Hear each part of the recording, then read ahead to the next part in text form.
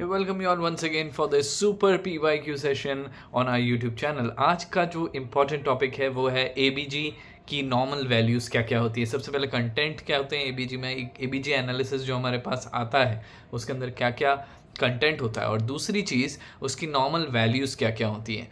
क्यों इम्पोर्टेंट है PYQ के नज़रिए से, क्योंकि ये एक बहुत इंपॉर्टेंट पॉइंट है जहाँ से आप पिकअप करोगे कि whether it is going in acidosis और एल्कलोसिस या रेस्पिरेटरी एसिडोसिस, रेस्पिरेटरी एल्कलोसिस। ये सब जानने से पहले वैल्यूज़ इंपॉर्टेंट है। नेक्स्ट अप जो एक वीडियो आ रहा है वो हमारा हाइपोकलीमिया पे है, पर उससे पहले मैंने सोचा कि आपके लिए सारी ABGs की वैल्यू ले आएँ, क्योंकि इस पे एग्जामिनर बहुत बार सवाल पूछता है। Why it is important to know, क्योंकि एग्जामिनर ये जानना चाह रहा है कि whether you know these values और नॉट, है ना। कि आप अगर ICU में मैं आज आपको खड़ा कर दूं आपको, या फिर मैं इमरजेंसी में आपको खड़ा कर दूं। अब ये देखिए, इसमें वो आर्ग्यूमेंट नहीं है कि मैं तो सब्जेक्ट लेने ही नहीं वाला हूँ, मैं तो डोमेट लेने वाला हूँ, मेरा ABG से क्या लेना देना, मैं रेडियो लूँगा, मेरे ABG से क्या लेना देना।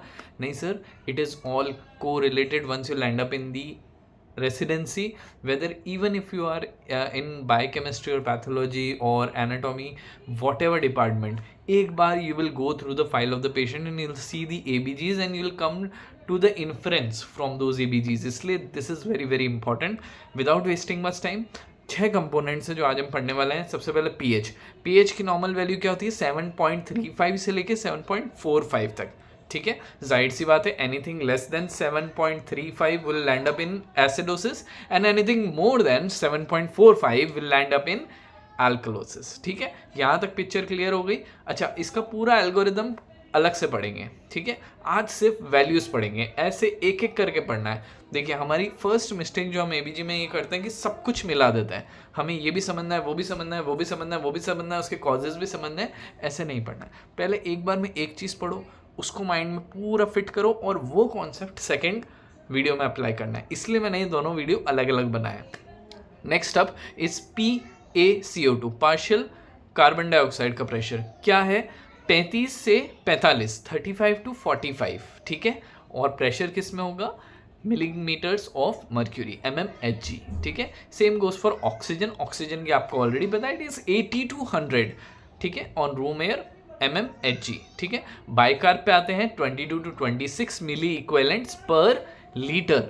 अब ये वैल्यू याद रखना, मिली इक्विवेलेंट्स पर litre is the unit for bicarb. अब बेस एक्सेस, अब क्या होता है, बेस एक्सेस पे भी एग्जामिनर ट्रिक करता है आपको। ये एरिया जानना बहुत ज़रूरी है, बहुत बेसिक है, अट्टर बेसिक है।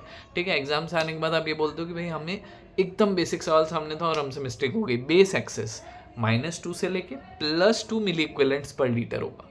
ठीक है, SaO2 कितना होगा, 95, that is the saturation, 95 to 98%। ठीक है, having said that, this is the most important part you need to focus on before moving to other ABG analysis. ABG analysis, I am repeating once again, is an important part for NEET PG, INI-CT, FMG examination as well as your state and central examination।